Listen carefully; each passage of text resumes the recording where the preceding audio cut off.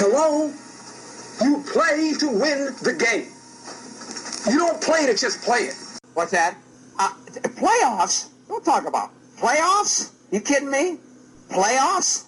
I just hope we can win a game. Get out there, play hard, enjoy those games.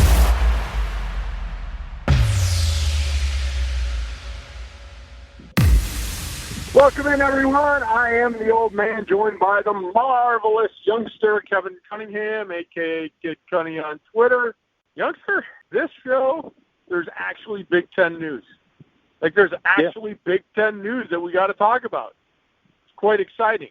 The Big Ten is actually kind of running in front of everyone else, saying, we're going to make decisions, and they're actually kind of going renegade against the other Power 5 conferences in my mind, but It is what it is. So there is a lot of college athletic talk. We even have a football poll out on LinkedIn. So if you're part of LinkedIn community, find me there, Troy Robert. We have a current poll asking if you think college football should be played this fall. And youngster, it's actually, I've got 4 categories. Yes, no, of course. And then a don't care. Don't care is way below. There's only a couple of votes for they don't care. But then the 4th option is need more information, and that's actually neck and neck with yes and no. So those 3 are almost tied. And I kind of agree with need a little more information because we don't know if there's going to be another spike. So before we get into that, how are you doing, my friend? I'm doing well. Today, next week, my manager who runs SaturdayTradition.com, shout out to Mr. Dustin. But he's taking a little vacation before the season starts, assuming, again, there actually is a season to play. I'm working some shifts next week, and so I've got this morning at my grocery store job, I started at 4 in the morning. Tomorrow I start at 4 in the morning. The next day I start at 4 in the morning. Then the next day I close. Then I do some Saturday tradition stuff. So going to be a busy youngster for the next week plus. But welcome to the real world.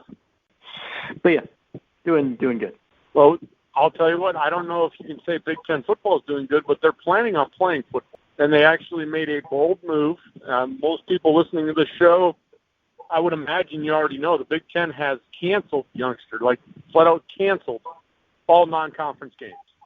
Yeah, we're recording this, by the way. We're recording this. I like to say this sometimes because news comes out. Unfortunately, we don't have a daily show.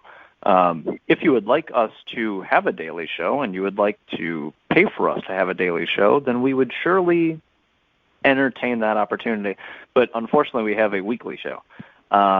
So anyway, sometimes news happens after our show, and it's like, well, what are you talking about? This doesn't, the next 10 minutes of what you're saying doesn't make sense anymore, or it's just outdated.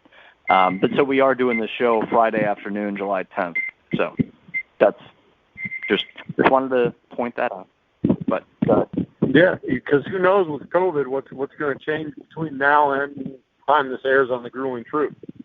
But as of now, as of Friday afternoon, the Big Ten has canceled all non-conference games, which means there is no Ohio State, Oregon. There is no Wisconsin, Notre Dame. There's some big non-conference games that the Big Ten plays. Not every school, but there are some big games that are going to be canceled.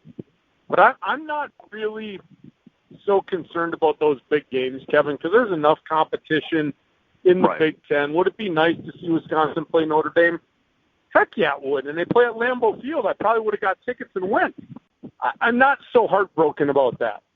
But I've said it a million times with college football, and if it's not being played, it's going to hurt these little guys. And so what about, I'll just start throwing schools out, like Eastern Michigan, Northern Illinois, Ball State, Kent State, Appalachian State. These games against Big Ten schools are now done. They're over. They're not playing.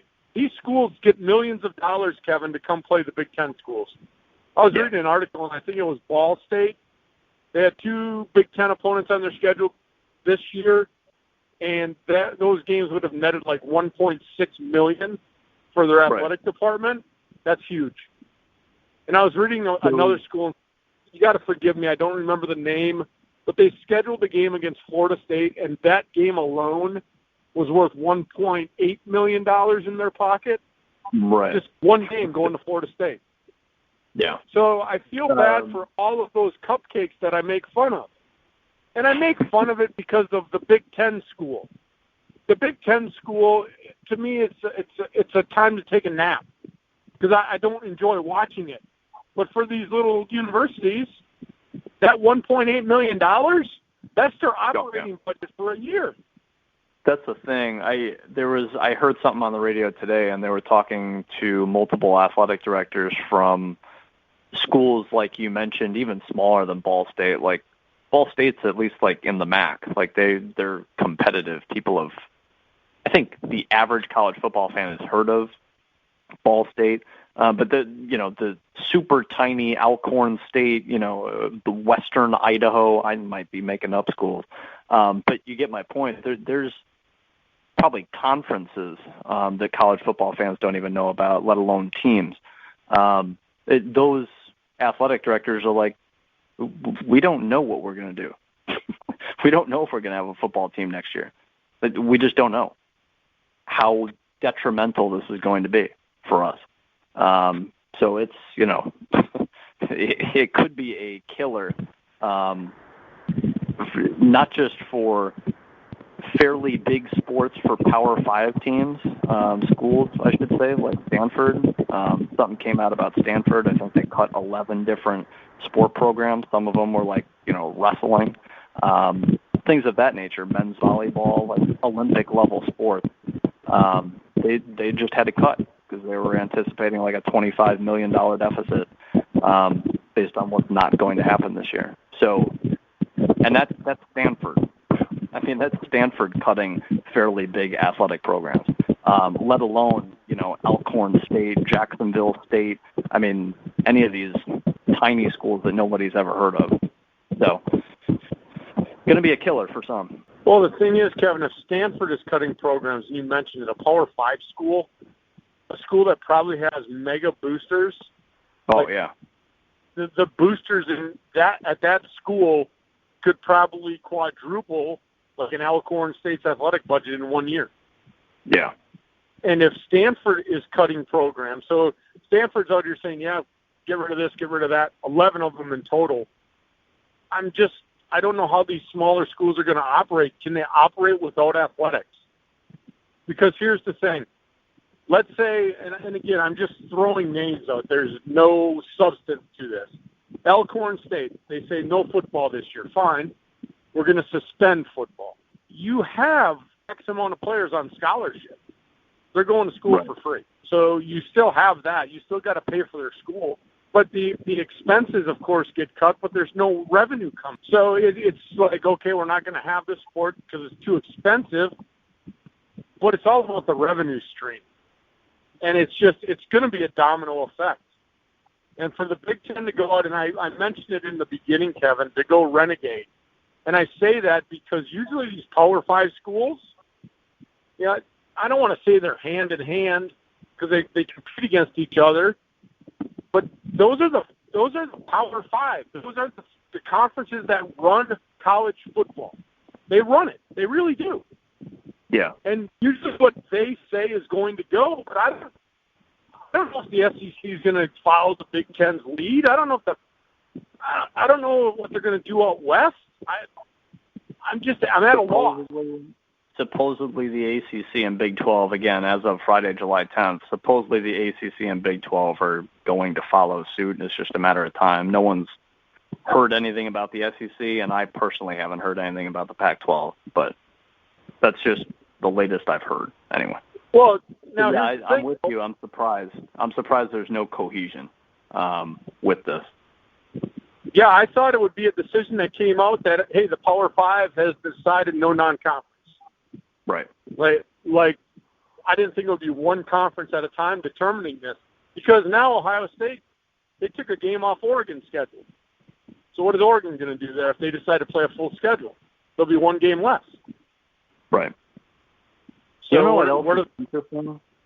What else is interesting, Troy? Not to cut you off, but what's interesting is like some people think, okay, non-conference games are cut. That means potentially, and there have been no decisions made on scheduling whatsoever. But if the Big Ten is going to play 9 games, that's fine. But at the same time, you also have week 1 games, like Wisconsin plays Indiana week 1. Nebraska plays Purdue week 1. Northwestern plays Michigan State week 1. This is not all, okay, we're going to ease ourselves in. We're going to have a month. Conference games don't actually start until September 26th. I'm just throwing a date out there, as opposed to, September 4th. That's the first Big Ten game of the season is Wisconsin, Indiana, Friday night, September 4th, on a Friday. So I don't know. I don't know what's going to happen with the schedule. I don't know if they're just going to plan on pushing things back maybe until October, having their little 9-game season and hoping for the best. But yeah, as of now, there's no real update, again, for now, about the schedule and how it's going to work. That's what's going to be interesting to me, is what they think they're going to be able to do schedule-wise. And if you're going to add games, if you want to fill a 12-game schedule, then it's kind of random how you pick which teams are going to play who, when. If you're actually here's adding. My thing with that, youngster. If you're going to cut the non-conference schedule because you're worried about player safety, then you don't reschedule any games. Because if you're going to reschedule conference games, this is the thing. At first, I'm like, oh, okay, well, they're just going to play a Big Ten schedule, and they can add other Big Ten schools. Then I was thinking, as I sat down, and I actually thought about this while I was having an adult beverage. I was like, that is kind of contradictory to what they just did. They're going to cancel a non-conference game, but they're going to add a conference school in that slot? That does not make sense to me. It really does not. Because you're still playing the games, and there's still travel involved. And for example, Eastern Michigan going to Wisconsin. Well, what if Wisconsin has to go to Maryland? That's a lot longer trip. I don't understand this. If they're going to cut the non-conference schedule, then I would rather have them not schedule any more games and play a 9-game conference schedule. That's it. Because if they start putting other Big Ten games in there, then it goes back to my original point. Let these little cupcake schools have their opportunity so they get their payday. Now, granted, the Big Ten schools will get paid, but I don't want to say I'm not worried about the Big Ten schools, but I'm really not worried about the Big Ten schools. If they're going to play a season, that means they're going to have X amount of home games, and usually these cupcake games, they're home games anyway, and they're giving the away team a bunch of money to come play. Yeah. And I understand why maybe that's why they cut those games, because then the Big Ten schools save money, youngster. Here's what I heard. Because they don't have to pay Ball State. They don't have to pay Alcorn State. Yeah. So they take it off the schedule. Yeah. I heard this on the radio today, too, from a legitimate college football reporter, who, again, talked to athletic directors, and he was saying, part of it is money. But part of it, too, is the Big Ten has its own regulations when it comes to safety procedures and, how often you test players, what the protocol is if a player actually tests positive. Do you have to wait a week? Do you have to wait 10 days? Do you have to wait 2 weeks? Do you have to, the regulations are different. So I get it from that perspective if not all regulations are the same for the MAC or the SWAC as it is for the Big Ten. I'm gonna be a you-know-what hole right here. Blah, blah, blah to safety. It's not about safety. It's about the money. That's the thing to me. Everything right now is about the money. If it was really about player safety and college athletic safety, they would follow suit with the Ivy League, and they would not have football. There you go. There is the ultimate safety guideline right there. Don't have football. I don't want to hear about safety because it's about the money. Yeah. Bottom line. Yeah. You're not, if it was all about safety, and I'm with you 100% here, if it was all about safety, just every single college football program comes along, every single conference comes together and says, here are the guidelines. Let's hash it out over a 2-hour meeting, and let's agree on some guidelines as to what safety really means. Because, again, to cut Eastern Michigan traveling to Michigan so that Michigan can travel out east to play Rutgers, It makes no sense from a safety standpoint. Nope. It doesn't. That's why I just said. That's why you're getting me all worked up. If it's about safety, you're just not going to play. Exactly. That's the bottom line. And you make a valid point, youngster. Oh, okay, Eastern Michigan, you're supposed to play at Michigan, which is a hop, skip, and a jump over the river. But, hey, Michigan, guess what? You got to go to Maryland and you got to go to Rutgers this year. You know what? Cancel the Rutgers game then and play Eastern Michigan. Exactly. Yeah. So the problem we have here right now, youngster, one of the problems is across the nation, each individual school is determining whether or not they're going to let the student body back on campus. That is up to, I would imagine, state schools like our wonderful school, University of Wisconsin-Whitewater, they're going to have to follow suit for what the University of Wisconsin education system says because they're a UW school. And I would imagine that that is going to be a mandate for all University of Wisconsin locations. This is how we're going to do it. But across the country, a Wisconsin, a Michigan, a Penn State, a Rutgers, a Maryland, an Illinois, there is no mandate from the federal government about going to college and having class on campus. Indiana could decide, hey, guess what? No student body, all our classes are online.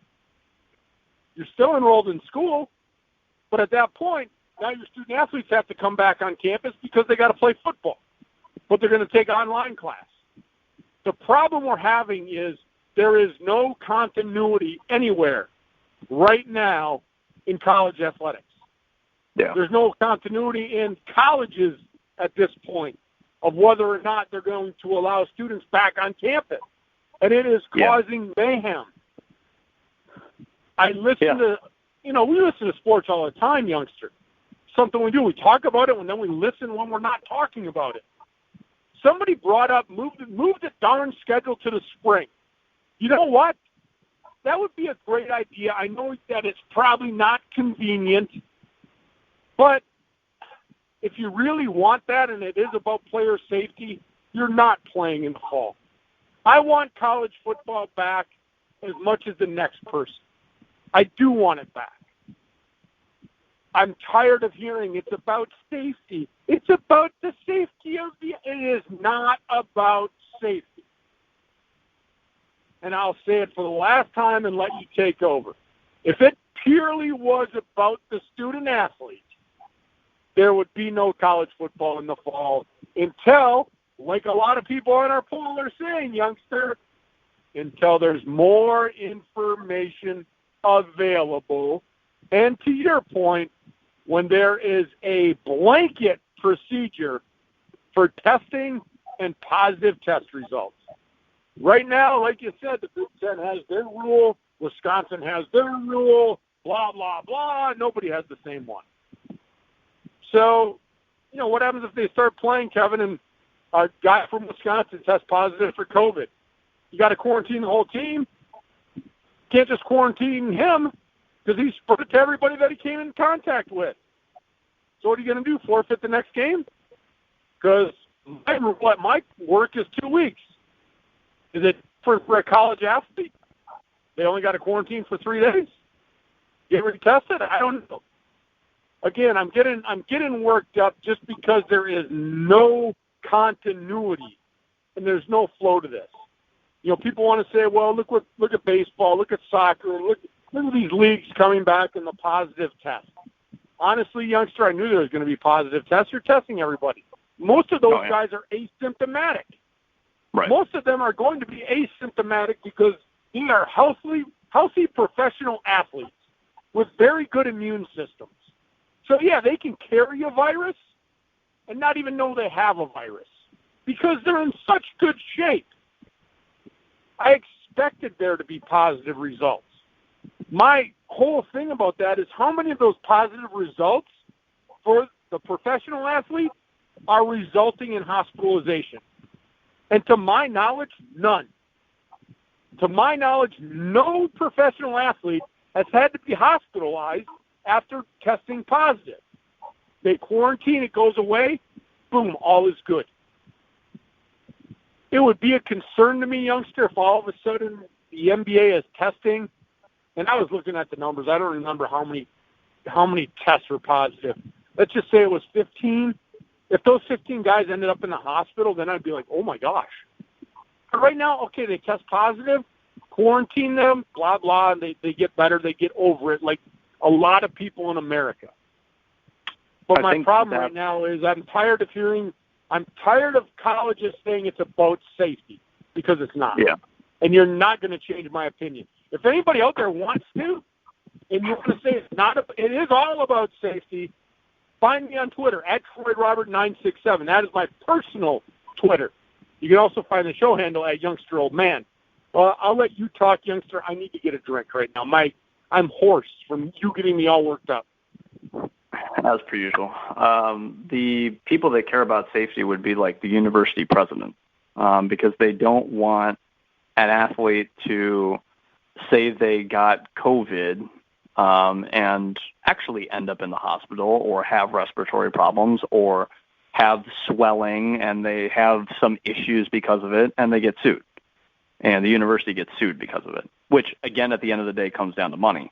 But that's, again, at the end of the day, it all comes down to money. That's the horror story, is that an athlete tests positive and they actually end up dying. And like you said, as far as hospitalizations go, I haven't heard of any either. I've heard that Rudy Gobert, who is basically the first NBA player to test positive for it, I know he's had some lingering effects from it. But again, I'm with you. As a whole, the general public is fine if they get it, let alone an athlete. Like you said, their immune system's better, they're more in shape. Most of these guys are asymptomatic. I hear you there. Even more so for them than the general public. And I think that's the positive that sports like baseball have for it, for having a season, the NBA for having Yeah, and I just wanted to jump in real quick, youngster, because you and I talked about it when the pandemic first came out. And you probably remember me talking about it while I was doing my job with Pepsi in Pennsylvania. I said I am more worried about me giving the virus to somebody else. Because, again, I feel like I'm a healthy man, which means that I was around this COVID before it was a big pandemic, out in these stores doing these things. I'm not saying that I had it, but when I look at everything, I could have been one of those asymptomatic people. And I said on our show, I'm more worried. I'm not worried about me getting it because I really think I could overcome it. I was more worried about, and I still am. I follow safety procedures and protocol, not only during my work because it's mandated, but when I go home at night and when I go out in public, because I'm afraid that I could give it to somebody if I'm asymptomatic. And I don't want to call that arrogance on my part. It's just I'm a healthy guy. And I mentioned this, and I should probably knock on wood. I haven't had the flu since I was like 12. And I've never gotten a flu shot. And I don't get really sick. Like, I don't get bedridden sick very often. I can't remember the last time I called off of work being sick. Yeah, I get a stuffy nose and a runny nose and headaches and those type things, but I have not been bedridden sick in like 30-some years, youngster. That's why I said I'm more afraid of me giving it to somebody being asymptomatic if I was. So I want to throw that out there. We said it on the show that you and I are more worried because we are healthy that we would give it to somebody else.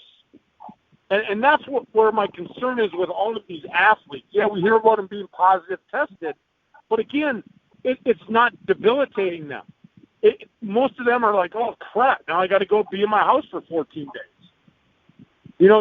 I'm not saying they feel fine, but they got this virus. They can't do anything, but it's not like shutting them down completely.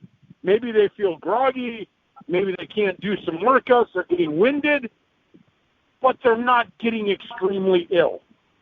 And so, that's my whole thing with all of these athletes going back and playing is they could very easily pass it on to other people because a lot of them are probably asymptomatic.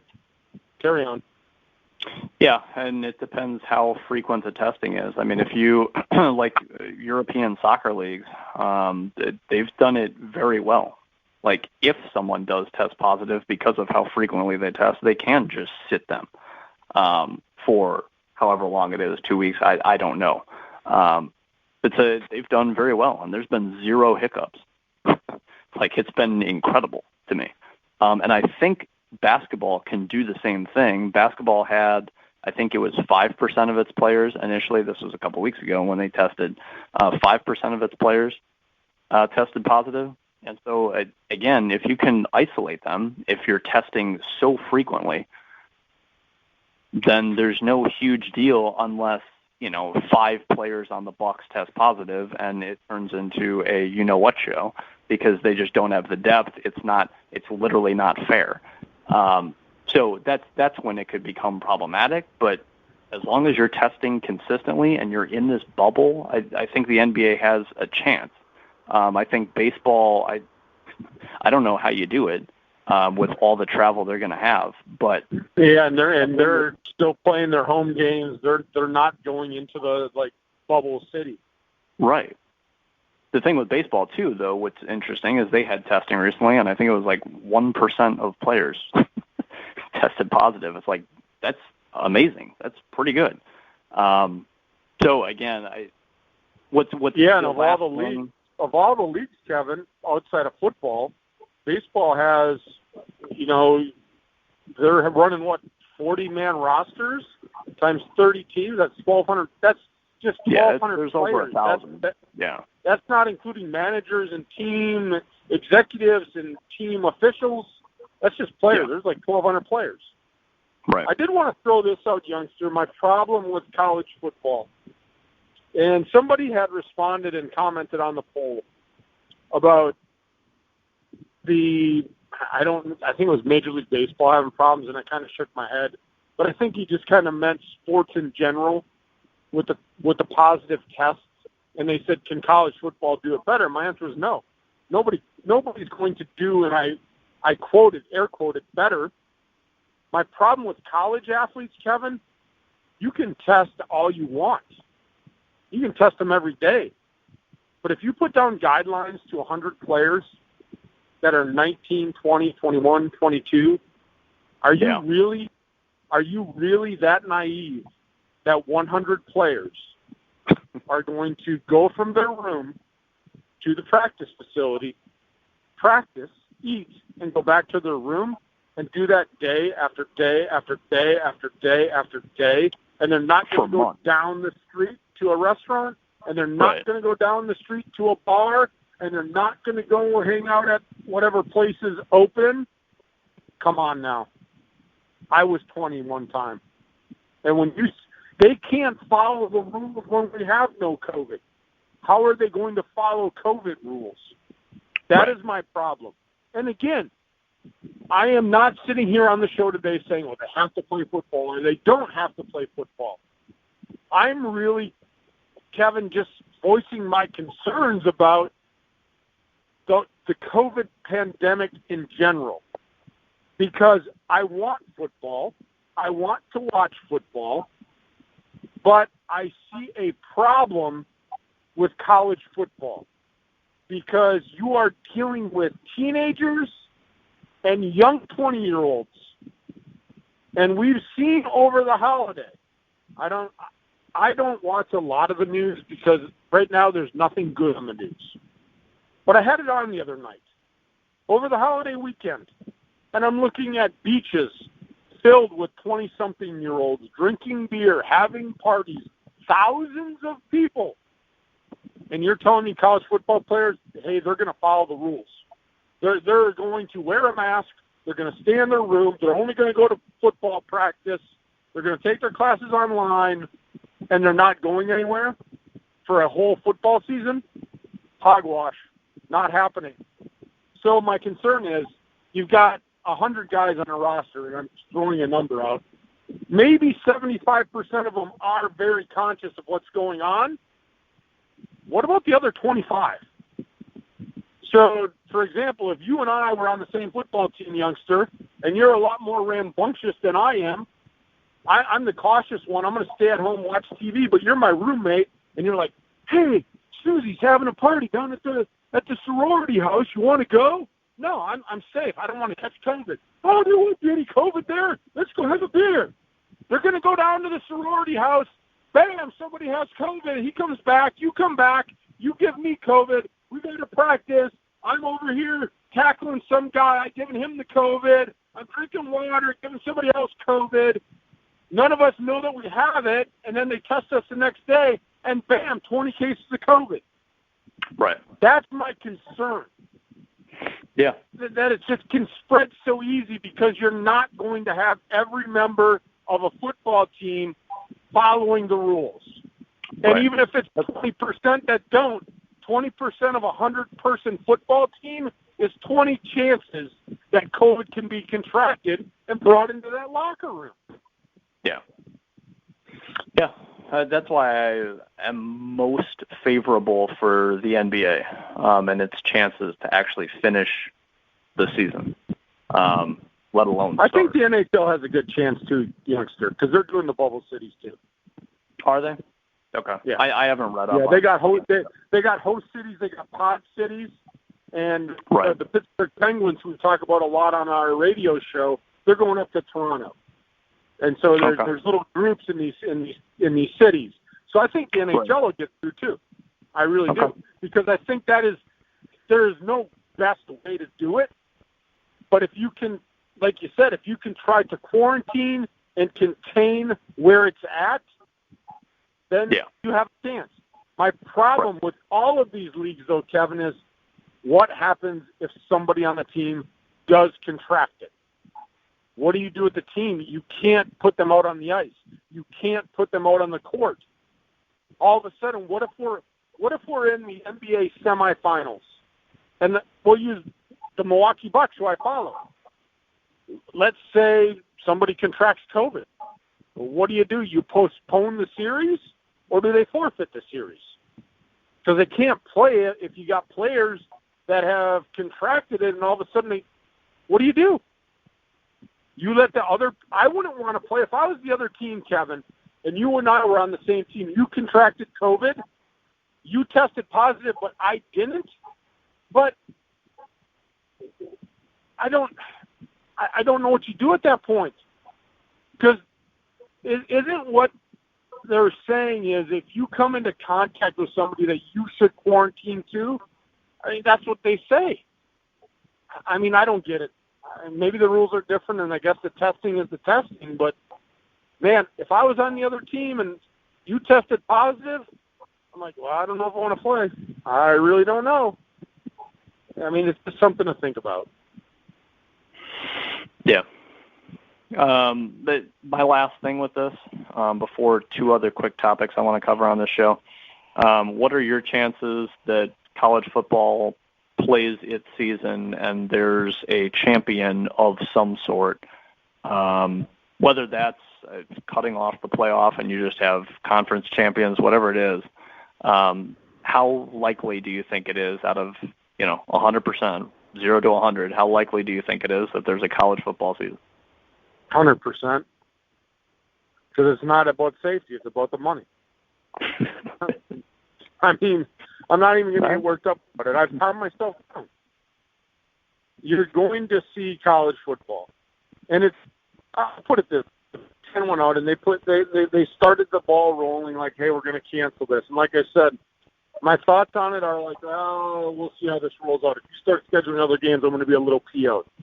But the SEC, they're standing down there saying we're playing a full schedule. And they got guys in Alabama testing positive for COVID every week. The SEC, I think, here's my take. I would put it at 50-50 for college football, because if you do have 10 cases basically every week testing positive, I don't know how a president, athletic director is going to be like, yep, here we go, let's play football, even though a dozen of our players just keep testing positive. I'd be surprised if that happened, but the SEC, and this is no shot at the SEC, but like I've said on this show before, that slogan that it just means more, I truly do believe that in the SEC. I think it's more likely the SEC plays at least its conference schedule and has its champion, and whether college football is going on around the country or not, I don't think they care. I really don't. Yeah, there's good at college football. That's just my thought. But like I said, Young, unless it comes to a national outbreak again where states are starting to shut down again, you're going to have college football. They're going to try to make it work. And the way they're going to stand behind it, youngster, is they're going to say, well, we're testing our players. We only got 10 out of 120 that are positive, so we're going to quarantine those 10. We can move on without them. Again, they're 19-year-olds or 20-year-olds. And I would hope they have enough common sense if they tested positive that they would stay in their room. But again, Kevin, if you're 20 years old, and I was 20 years old once, you test positive and you feel good, like I'm asymptomatic, but I tested positive. Oh, this really good-looking girl, Susie's having a party. Well, I want to go. Right. You know what I'm saying? No, I know.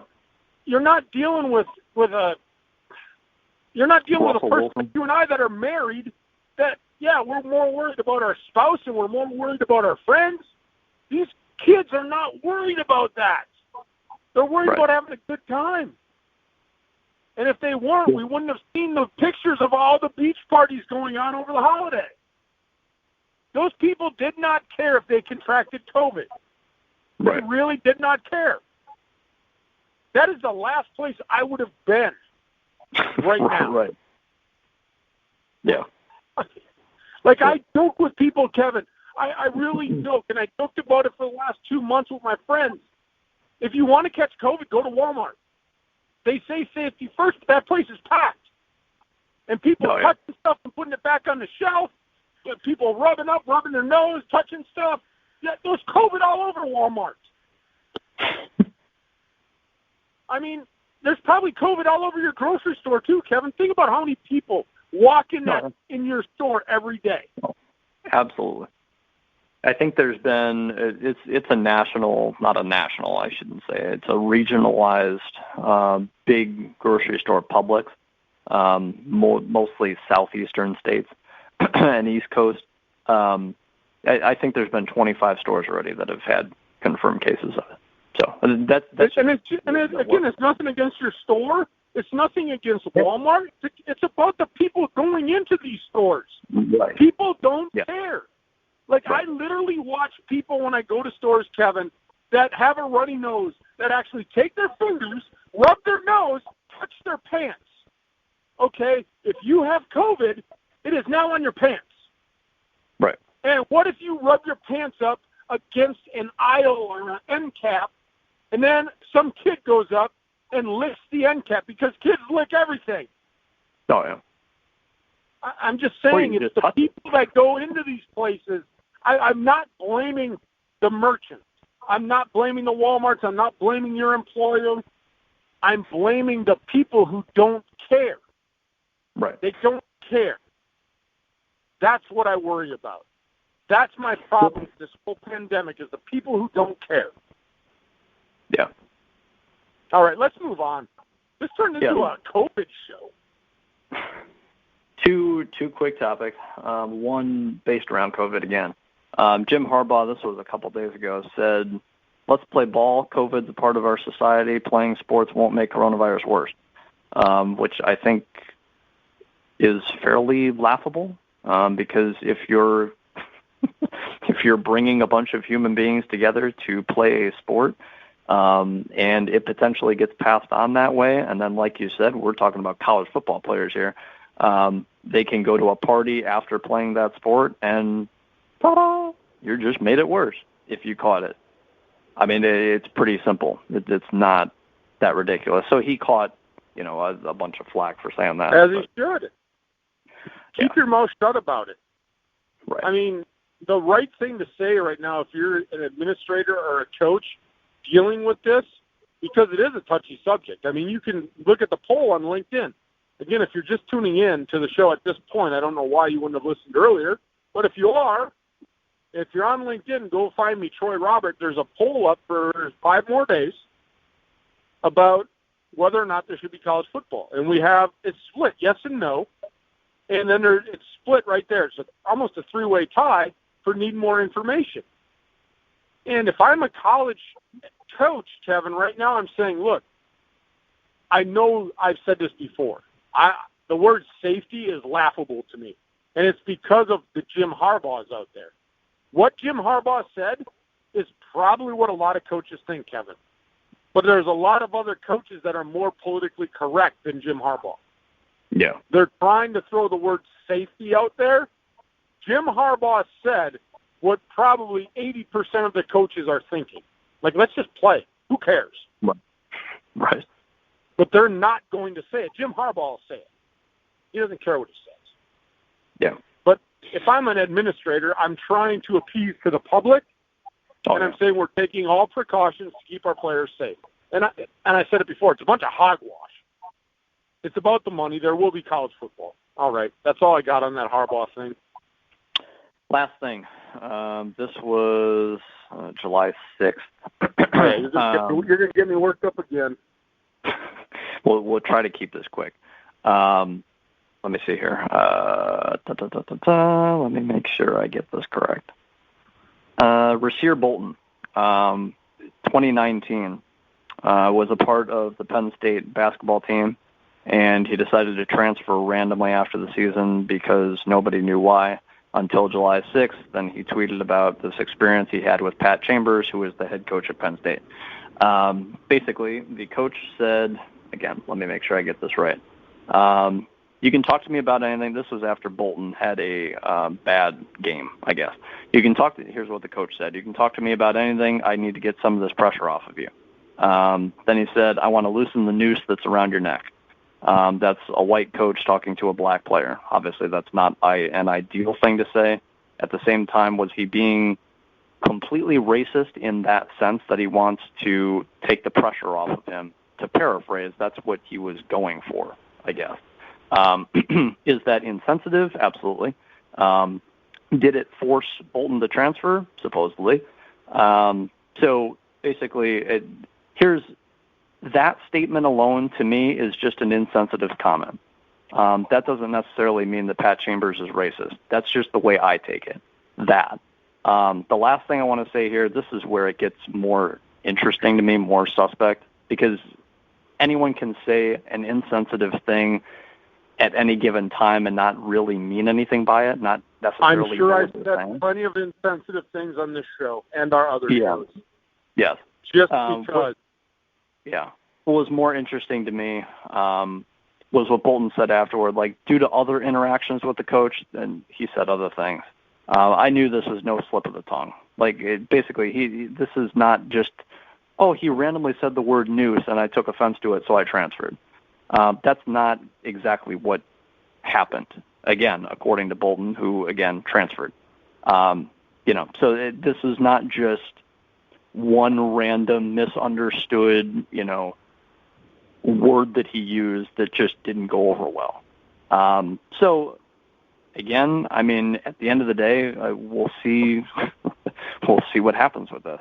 Nothing has happened as of the last week about Kirk Ferentz, and supposedly, I think on last week's show we talked about a player who mentioned Ferentz being a little suspect racially. Nothing has come out since then about that, or other cases about it. Like the strength and conditioning coach at Iowa, it was multiple. It was 5+ players talking about it. There was only one, I believe, that mentioned Ferentz that came out a week ago. And again, I haven't heard anything since then against Ferentz. But this is supposedly an isolated thing with Chambers, at least to my knowledge as of this point. Could other things come out about it? Sure. But, anywho, that's basically that. So I'm going to try to be calm when I talk. Okay. How old is Pat Chambers, youngster, by the way? I would randomly guess. I would randomly guess in the 50s. I'll take a look then. Probably, he's older than me. He's 49. So okay, so he's the same age as me.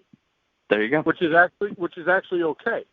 And I don't want to say I'm proud of this, but I love my father. And you know that. I love my pa. He passed away, actually, and it's going to be a tough week. He passed away July 19th last year. So it's coming up on 1 year. I love my father to death. My father was awesome. Worked to support his family, supported all of his kids and all of the activities that we did. But you know what, Kevin? My father was 89 years old. So do you know what that means? My father was borderline racist, maybe sometimes racist. I grew up in that. Did I turn out that way? No, because I made choices. My father had his own opinions about the world and the way that he grew up and what he saw. So was I around it? Did I see a lot of things? Probably. Did it affect how I am as a person? Not really. But could it lead to a comment, a perception, a.k.a. Chambers making a comment that probably through the years of society, not being right, it's not right by any means, and I'm not making an excuse, it shouldn't have been said, but again, something he said as, what do they call it, a simile or a phrase, kind of a analogy of taking pressure off. I don't think that Chambers said it. And again, I'm not in his brain, but we've not heard anything else about him being racist. And again, I'm not making excuses, but the way society is, growing up in the time that we did, and Mr. Chambers and I are the same age, that comment that he made, again, not being right, but when you're in the 80s and the early 90s, I've heard that, Troy. I've heard that. So you know what I'm trying to say here, that it's a phrase that was said.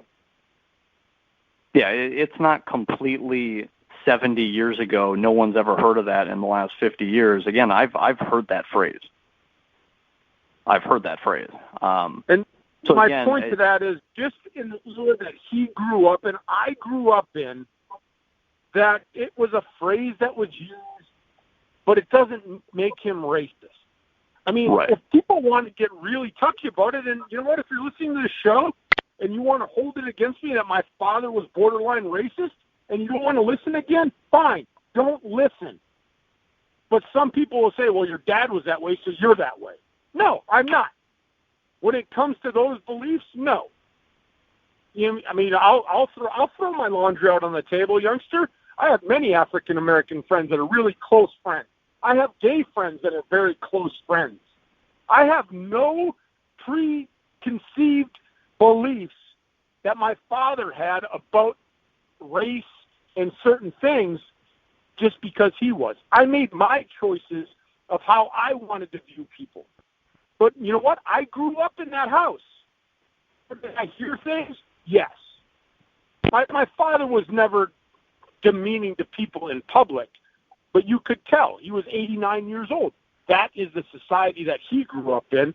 Therefore, somebody like Chambers and myself, we grew up with elders that were borderline racist, and it is out in America. That's why I'm saying I agree with everything going on, but I lived it. And we don't like to go down political lines, I know on this show, youngster, but I really think that my story has to be told that way. That just because you know people that are doesn't make you one. And I want to bring that out. I mean, I really believe that. So it all comes down to the Chambers thing. Should he have said it? No. No, he should not have said it. And I would imagine that he's probably kicking himself in the rear right now saying, you know what? I do have to be more sensitive to society now and the language that I'm using because times have changed. That phrase 20 years ago wouldn't have caused any uproar. That's just the way the world was. That's all I got. I hope I didn't go off on a tangent with my story about my dad but you've heard it before, and I've just got to share it with the listeners. Yeah, I'm with you 100% there. I had a family member that was the same way. So it sounds like the same way as your father. Does that mean everyone around them automatically has the same exact beliefs? I mean, if you think that, then I don't know what what to tell you. If you're exactly like all of your friends, exactly like your mom, exactly like your dad, exactly like your brother, exactly like of course you're not. But so anyway, I'm with you there 100%. I don't know, Troy, and again, you certainly played athletics at a higher level than I did, but when you're growing up playing athletics constantly, basically year-round, one sport, different sports, doesn't matter, I find it hard to believe that you can grow up playing sports every day with other people, against other people, and be racist. Is it possible? Of course it is. I just think you get you get acclimated to different races, white, black, blue, yellow, orange. It doesn't matter what color skin. Like you interact with, become friends with, become quote unquote enemies against your opponents with all sorts of races. I mean, so it's to me it's harder to believe an athlete. For a coach, I obviously I have no idea what Pat Chambers' background is, but I'm with you as a whole. Again, what's more interesting to me is if this is not an isolated incident, if he transferred because, he just straight up thinks he's racist. And this is not just a one-off comment that he just didn't realize he said. Well, I'll tell you this. If it's not a one-off comment, so I want him to come out and say what Chambers said. Right. If it's because he thinks Chambers is racist, I want him to state that.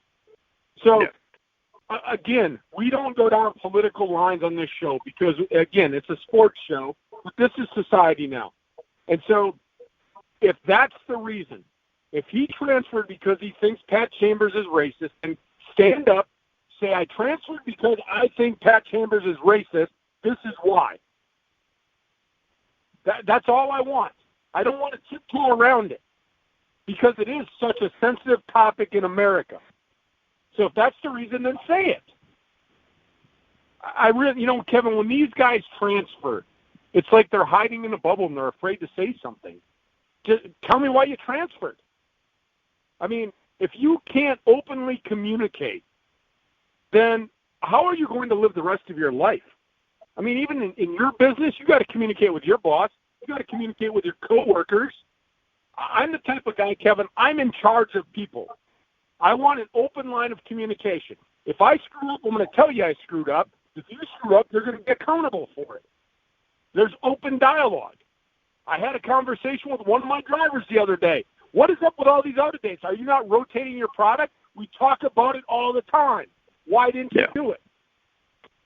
Simple answer, and I accepted it. I was in a hurry that day. I was running behind. I wanted to, fine, don't let it happen again. There, conversation over. Let's move on. Right. That's how simple communication is. If we would just be blunt and honest with people, the line of communication would be open. That's what I want when these people transfer. Why did you transfer? I don't want some excuse. Give it to me real. Why did you transfer? What are you thinking? Yeah. And I don't think it's a problem just with athletes. I think it's a problem with everybody in the world. People are afraid to say their true feelings. Why? Because you might be chastised for it? Who cares?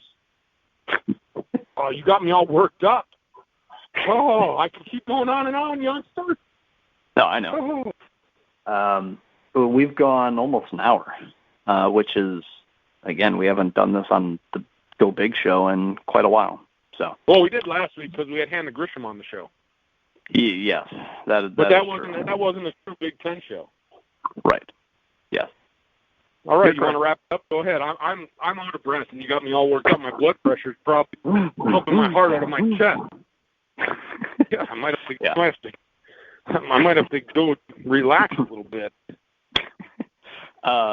So follow the show if you enjoyed what you heard. If you did not and you want to stop listening, like I've said before, feel free to stop listening. But we see the numbers. We see the numbers that listen. We see the stations that pick up our other shows that we do.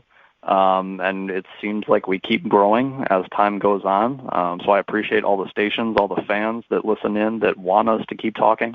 But again, follow us on Twitter, where Troy, thank you, Troy, posts all of the shows that we do, not just Big Ten related, but national radio stuff that plays, again, on a number of different markets. On Twitter, at Youngster Old Man, it's all one word. So that's the main place where you can find all of our stuff, but also thegruelingtruth.com. Thank you for hosting this show each and every week that we do it. Yeah, we're also on Facebook. We're also on LinkedIn, so find us there. Hope you enjoyed the show today. For the Youngster, and I'm the Old Man. We'll get back at you next week, same place, same time. Have a good week, everyone.